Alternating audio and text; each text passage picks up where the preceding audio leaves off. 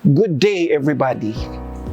Today, I'm going to talk about classroom management and curriculum delivery in the new normal. I'm Dr. Floylen Cos, Principal 4 of Carrascal National High School, Department of Education. Today's session is all about the following objectives. We need to define classroom management in the new normal, discuss effective classroom management and curriculum delivery through distance learning, and appreciate the importance of resilience in pressing situations. In the 1950s, psychologists Jacob Konin and Paul Gump discovered a curious side effect of discipline. If a student was being disruptive and the teacher responded with strict disciplinary measures, the student might stop, but other students would start exhibiting the same misbehavior. Konin and Gump called this ripple effect, and it demonstrated that efforts to control a classroom can backfire. The teacher who is interested in controlling ripple effects can generally do so best by giving clear instructions to the child rather than by exerting pressure on him, Konin and Gump wrote. Decades later, classroom management is still a thorny issue for teachers. Nearly half of new teachers report that they feel not at all prepared or only somewhat prepared to handle disruptive students, in part because the average teacher training program devotes just 8 hours to the topic, according to a 2014 report from the National Council on Teacher Quality. Recent research confirms what Konin and Gump discovered decades ago. A 2016 study found that while negative attention reprimands like "stop chit-chatting" may temporarily stop misbehavior, students eventually became more likely to engage in disruptive behavior. Students in the study felt disengaged, had difficulty concentrating, and weren't able to effectively regulate their thoughts and emotions. A vicious cycle that actually amplifies students' inappropriate behavior, the study author explained. But you know what? That was when the face-to-face classes were still conducted. Let us watch this video.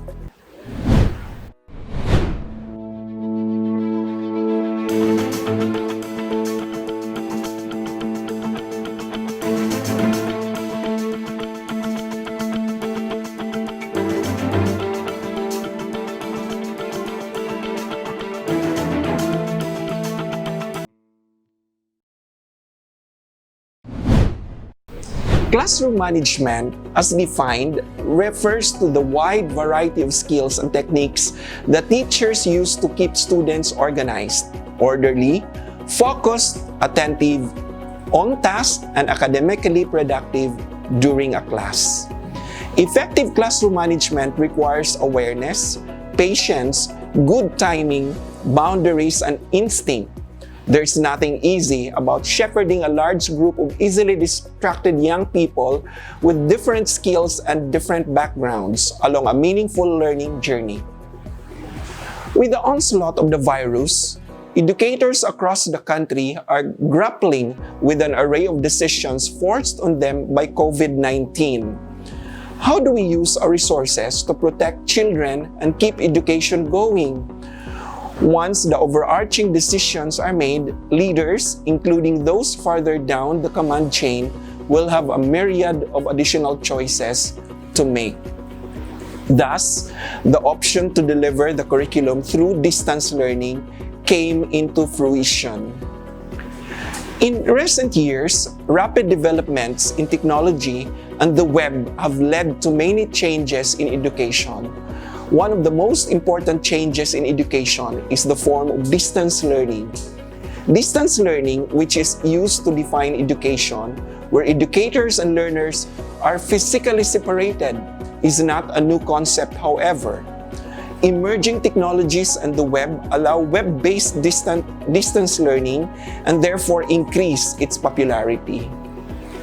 As a result of these developments, Many schools have started to use web-based distance learning systems to provide flexible education that is interdependent and independent.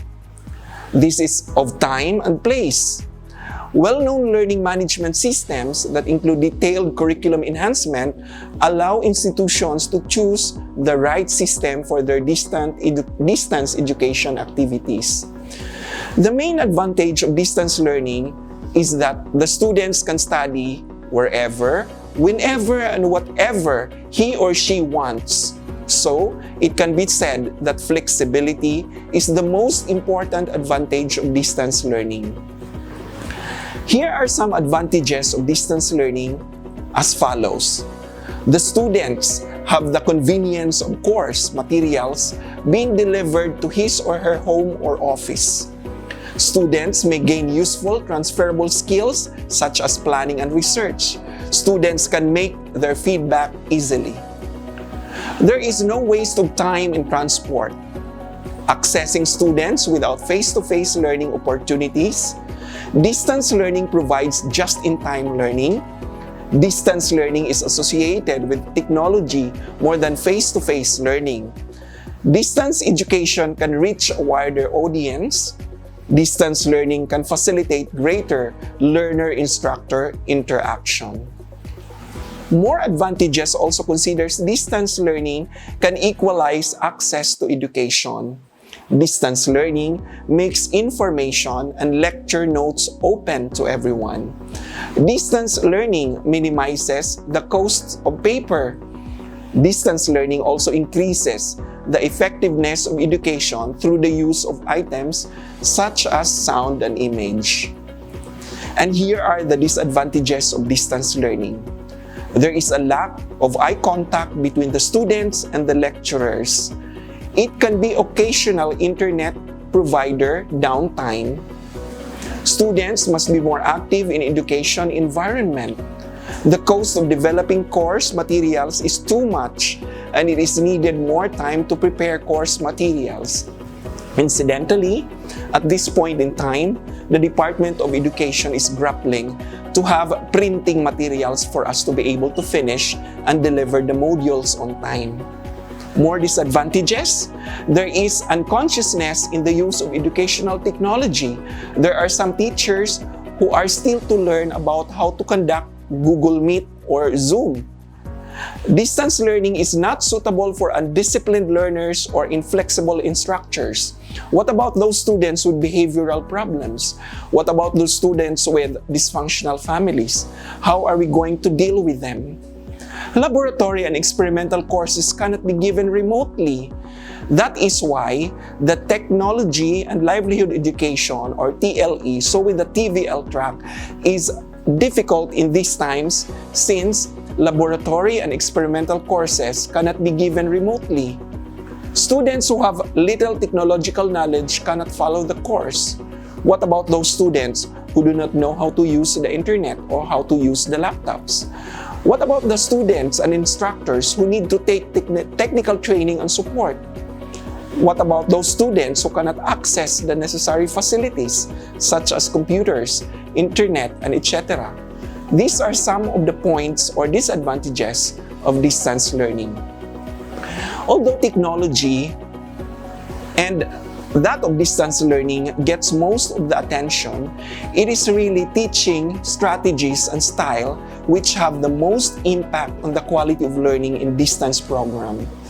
Facilitating learning communities at a distance requires some new approaches to the practice of managing the teaching and learning process.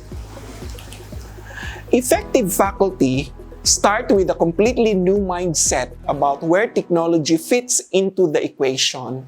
Rather than struggling to make up for qualities, distance programs are perceived to lack when compared to traditional classrooms. Faculty members who are most successful with distant technologies see them as actually providing some qualitative advantages. In addition to managing the delivery of content to their courses, faculty teaching at a distance must learn to manage a new set of variables which determine the extent to which their courses are effective, including metaphor, meaning, culture, rules, time, awareness, and collaboration. Learning and practicing the skills to manage these dimensions is the key challenge for faculty development. Back to school planning has never been more different than it is now. School districts nationwide are preparing for multiple reopening scenarios, from full on remote learning to a hybrid approach amid health and safety concern connected to the coronavirus pandemic. But teaching online is hard, especially if educators don't have the training and support to do it. Many teachers can attest to that. In fact, there are teachers who are now grappling and trying to grope in the dark what to do. So therefore, with that, let's have some discussion on the best practices on how to deal with this modality, on how to do distance learning in terms of curriculum delivery and classroom management. Hi, I'm Pinky. Today we talked on the best practices of classroom management and curriculum delivery in the new normal with Dr. Flewilyn Cos. Sir, why do we have to establish structure and expectation early on? You know, Pinky, when the pandemic happened, we were unprepared. We were caught unawares. Schools started to close because we did not know that this virus would really happen. Learning was hampered, and it is not good that we are not going to continue the learners in exposing them to different situations. Setting clear expectations is needed. You know, we always expect that the learners will continue learning despite the pandemic. Although our health is really at stake, but we could plan and we could get expectations out from this pandemic. We could consider other modalities of learning. That's why we need to set that particular standard for us to continue learning without putting health at risk. What about following same format of lessons? You know, when we are going to prepare lessons, we need to have a certain format. This format would allow the learners to be considerate in the way they learn. And if they already are at home or comfortable with this learning format, they need to follow the same. Because if we're going to introduce different formats, probably they will be confused. And confusion could lead to difficulty in learning. So following the same format is needed. Although, if we choose modular learning, we need to consider the module all the time. But we will not forget that we could inject some things new, some novel things as well, even if the format is the same. So the activities might vary. The things that we will give them will have some sort of new zest for them to be interested. What about blended learning modality? Yes, a while ago I was talking about injecting something new to the learners. When we say blended, we will not just focus on one modality. So we could apply some supplemental videos, some supplemental activities for the curriculum to be delivered. You know, managing distance learning, managing classroom which is not there, which is in the homes of the learners, could be difficult. So therefore, we will consider as well the manner the students learn. Especially, we understand the different demographic profiles of the learners, so their backgrounds are different. So we have to do blended learning. So if we could see rather that the students have difficulty in a certain modality, we could shift to another, or we could supply or supplement another modality for the learners or for learning to happen. Strong communication channel is needed? Yes, you could not teach without communicating to the learners. That's why we have to open our communication passages to them. We will have our lines open to the learners, our cell phones, our chat boxes must be open so that they could ask questions, especially those things which are unclear to them. So the teachers or good teachers under the new normal must have an open communication. It is necessary for the learners to ask questions for the learners to be clarified on certain key concepts which they do not understand. It is a must actually. How could you link with the learners without open communications? Teaching is give and take, and not just give and give, but also you have to learn how to ask and listen to feedback. So open communication must be there, must be instilled for the learners to give feedback, for the learners to ask questions, and for them to be able to clear and sort things out. What about supplements, sir? Yes, supplements are necessary because what if the learning materials are not enough? Or what if the learning materials are not good enough? So that would shortchange the learners. It is necessary for the teacher or for the curriculum to be enhanced or for the curriculum to be delivered with supplemental activities like videos or materials which would enhance the learning of the students. You know, the reason why we are allowing the students to learn in a distance manner is for them to have a lot of input also inside their heads. But what about if the input is not enough or not good enough? So, or what if the students have difficulty in learning or adjusting?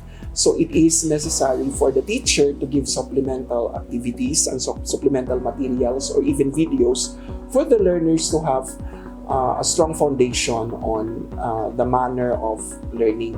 So we need to have these supplemental activities and supplemental videos and materials for them to have more. Thank you so much, sir, for the input. A while ago, we had best practices of classroom management and curriculum delivery in the new normal. You know, to create and foster productive classrooms virtually while also encouraging student ownership of learning, we have to take note about these best practices from, of course, practitioners. Number one, we establish structure and expectations early on. The reality is that schools are planning for an unpredictable fail, which means education will be in constant flux for many students. One way to help them adjust to that new normal is by helping them build routines and setting clear goals.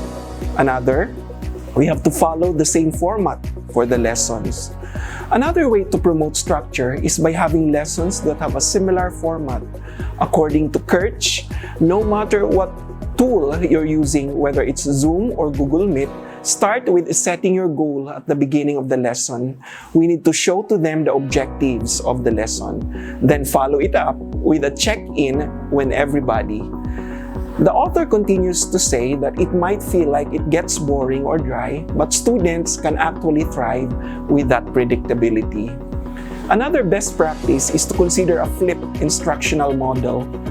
By adopting a hybrid or blended learning environment also offers teachers an opportunity to try a flipped classroom approach. This approach essentially involves students going over school lessons in the form of assigned readings, videos, or screencasts at home, and then doing a follow-up assignment, practice problems, or a project in the home. Another best practice is to make online instruction accessible for all. You know, in addition to ensuring students who are connected and have proper devices, Kirch says it is important to consider students' unique instructional needs and home environments to promote equity while teaching online. For example, is it fair to expect assignments at a certain time, like 6 a.m. or 6 p.m.? Do they have computer access or internet access during these times? Some educators have considered assigning workloads or projects rather than daily assignments to account for those gaps. That's why we have to give them weekly or daily subjects for them to consider. Another best practice is to have strong communication channels. Compared with an in-person classroom setting, teachers may not have the same level of interaction with students in a remote or blended learning environment. Therefore, finding ways to maintain connections and establishing proper communication etiquette will be critical to building relationships. And this is crucial to the learners in terms of their studies and their learning. Even if teachers don't see them face-to-face on regular basis. The 21st century skills must be developed among our learners even with the remote modality of learning. We have to make sure that they will be competent and functional enough to be given the responsibility as the next generation's leaders. Let us have this video.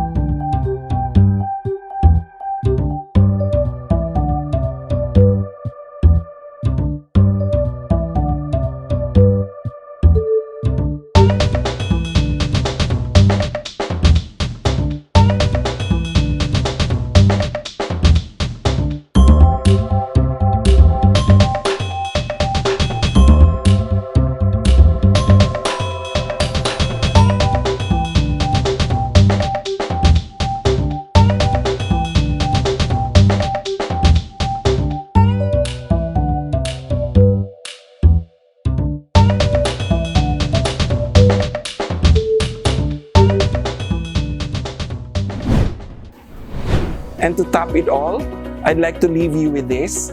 Teaching at a distance is different. Trying to approach a distant learning situation with the same technique and strategies that work for an in-person class will not work well. As resourceful as we are, we need to find options and study the trends as time goes by. I hope that you've learned something out from this session. We are going to become better teachers, better deliverers of curriculum, even with the new normal. Good day to all of you, and thank you for listening.